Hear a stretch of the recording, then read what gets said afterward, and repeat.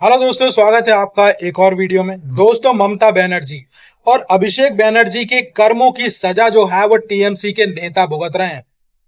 बात करेंगे आज के इस वीडियो में, लेकिन उससे पहले वीडियो को लाइक करें, शेयर करें, सब्सक्राइब करें और साथ में आपको स्क्रीन के ऊपर क्यूआर कोड और नंबर दिखाई दे रहा होगा, उससे आप चैनल को सपोर्ट जरूर करें। दोस्तों, ममता बनर्जी और अभिषेक शर्मा ने जिस तरीके से यहां पर भ्रष्टाचार किया, शोषण किया है, ठीक है, टीएमसी के हारने के बाद अब उसका सारा जनता का जो गुस्सा है वो टीएमसी के नेता के ऊपर जा रहा है। ममता बनर्जी एक मंदिर में गई थी, किसी ने उनसे नमस्ते तक नहीं किया। मंदिर गई थी, सोचो, हारने के बाद मंदिर गई थी, उससे पहले कलमा पढ़ रही थी स्टेज के ऊपर से, और स्टेज के ऊपर खड़े होकर बोल रहे थे कि इन काफिरों को वोट मत देना वरना अल्लाह तुम्हें माफ नहीं करेगा।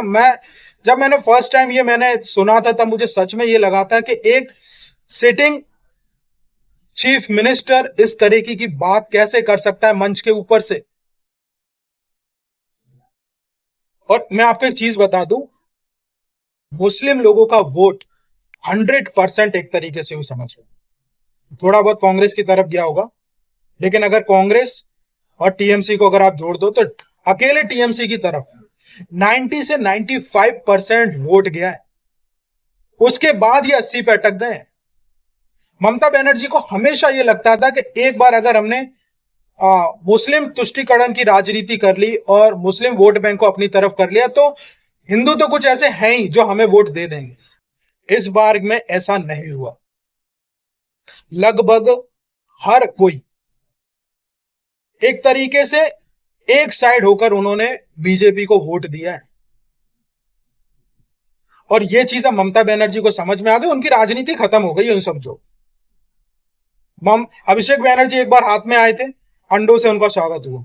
जो भी कोई टीएमसी नेता आ रहा है, ये आप साइड में ये फोटो देख रहे होंगे, वीडियो भी आपने देखा होगा, कमर पे रस्सी लगी हुई है, ठीक है, सिर मुंडा हुआ है, वो भी अलग स्टाइल से, एक अलग ही हेयर स्टाइल हो जाए, जैसे फुटबॉल का कोई खिलाड़ी होता है ना, उस तरीके से प्लस बना दिया है।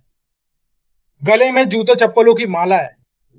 जो टीएमसी का नेता अपने यहां पर गुंडागिरी कर रहा था जब ममता बनर्जी की सरकार थी, पब्लिक उनको घेर घेर के ऐसे सबक सिखा रही है।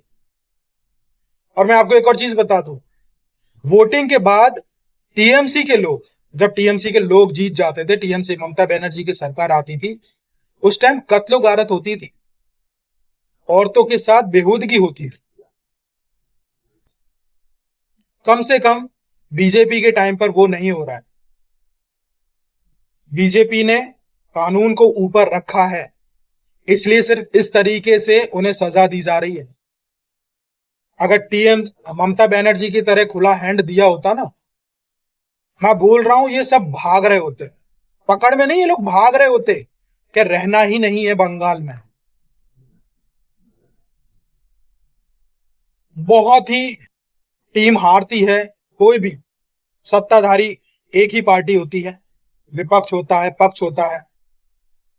यूपी में भी चुनाव देखे हैं, राजस्थान में देखे हैं, मध्य प्रदेश में देखे हैं, महाराष्ट्र में देखे हैं, गुजरात में देखे हैं, यूपी, बिहार।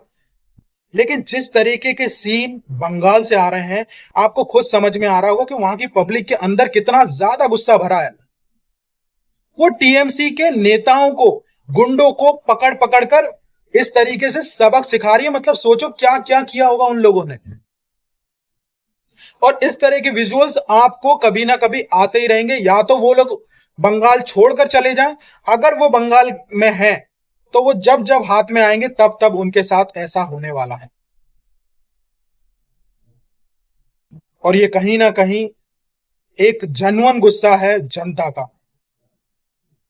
दोस्तों, इस बारे में क्या विचार है मुझे कमेंट में जरूर बताइएगा। चैनल को सब्सक्राइब कर लीजिए। स्क्रीन के ऊपर आपको क्यूआर कोड और नंबर दिखाई दे रहा होगा, उससे आप चैनल को सपोर्ट जरूर करिएगा।